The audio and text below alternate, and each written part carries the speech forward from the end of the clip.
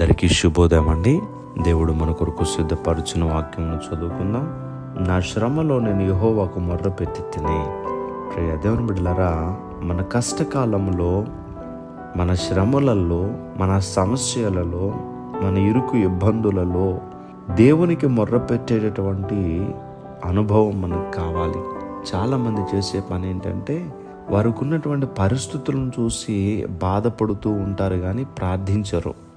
చాలామంది చింతపడుతూ ఉంటారు. నా తలరాత ఇంతే, నా బ్రతికేలా ఉన్నది, ఏంటో నాకు ఇన్ని కష్టాలు అని ఏవేవో అర్థం లేనటువంటి ఆలోచనలు, ఊహలు ఊహించుకుంటూ, ఎదుటివారిని చూస్తూ వాళ్ళ పరిస్థితి బాగుంది అని అనుకుంటూ తమలో తాము బాధపడుతూ ఉంటారు కానీ దేవునికి మొర్ర పెట్టరు.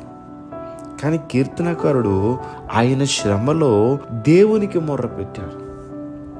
దేవుని బిడ్డలారా, ఎంతోమంది భక్తుల యొక్క జీవితాలు మనం చూసినప్పుడు వారి శ్రమలలో దేవునికి మొర్ర పెట్టి ఉన్నారు. అపోస్తలుడైనటువంటి పేతురు భక్తుడును చెరసాలలో వేసినప్పుడు సంఘమంతా కూడా ప్రార్థన చేసి ఉన్నారు. ఎప్పుడైతే సంఘం ప్రార్థన చేశారో ఆ శ్రమలో పేతురు గారు అయితే చెరసాల్లో ఉన్నారు. కానీ దేవుడు సంఘం యొక్క ప్రార్థన విని పేతురు గారును దేవుడు అవతలకు తీసుకుని వచ్చి ఉన్నారు. దానియేలు ప్రార్థించినప్పుడు సింహాల బోను అనేటువంటి శ్రమలో నుంచి దేవుడు బయటికి తీసుకొచ్చి ఉన్నారు. షడ్రకు మేషకు అబేద్నెగోలు అగ్నిగుండంలో వేయబడినప్పుడు దేవుడు శ్రమ అనేటువంటి అగ్నిగుండంలో నుంచి దేవుడు బయటికి తీసుకొచ్చి ఉన్నారు. ఇశ్రాయేలు మొర్రపెట్టినప్పుడు అన్యరాజు చేతిలో నుంచి దేవుడు వారిని విడిపించి శ్రమలో నుంచి బయటికి తీసుకొచ్చారు. దేవుని బిడ్డలారా, దేవునికి మొర్ర పెట్టినప్పుడు ఎంతమంది భక్తులు ఎన్ని కార్యాలు పొందారో మనం వింటున్నాం కదా. మరి నీ శ్రమను బట్టి నువ్వు కృంగిపోతూ నీకు నువ్వే ఆలోచించుకుంటున్నావా? దేవునికి మొర్ర పెడుతున్నావా?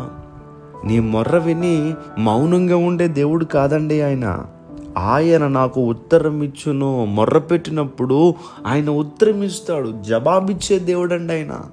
అరే, నేను ఇంత ప్రార్థన చేశాను కదా, దేవుడు నాతోటి ఏం మాట్లాడలేదు. దేవుడు కొన్నిసార్లు మాట్లాడకుండానే ఆయన చేయదలిచింది చేసుకుంటూ వెళ్ళిపోతారు. ఒక్కొక్కసారి నాతో మాట్లాడండి ప్రభా, నాతో మాట్లాడండి ప్రభా అని ఎన్నిసార్లు అడిగినా దేవుడు మాట్లాడరు. మాట్లాడకుండా నువ్వు ఏమైతే ప్రార్థించావో ఆ విషయాన్ని దేవుడు జరిగించేస్తారంతే. అప్పుడు కానీ నీకు తెలీదు. ఈ మాటలు వింటున్నటువంటి నువ్వు ఒకవేళ కృంగిపోతున్నావేమో, నాకు శ్రమ ఏంటి బాధలు అని అనుకుంటున్నావేమో, దేవునికి మొర్రపెట్టు. దేవుడు నీకు ఉత్తరం ఇచ్చి ఉన్నారు. దేవుడి మాటలు దీవించున్నగాక. సర్వశక్తిమంతుడా మీకు వందనములు. ఈరోజు నీ బిడ్డలు వారి పనులు ప్రారంభిస్తూ ఉంటుండగా నీ బిడ్డల పనులకు తోడుగా ఉండండి.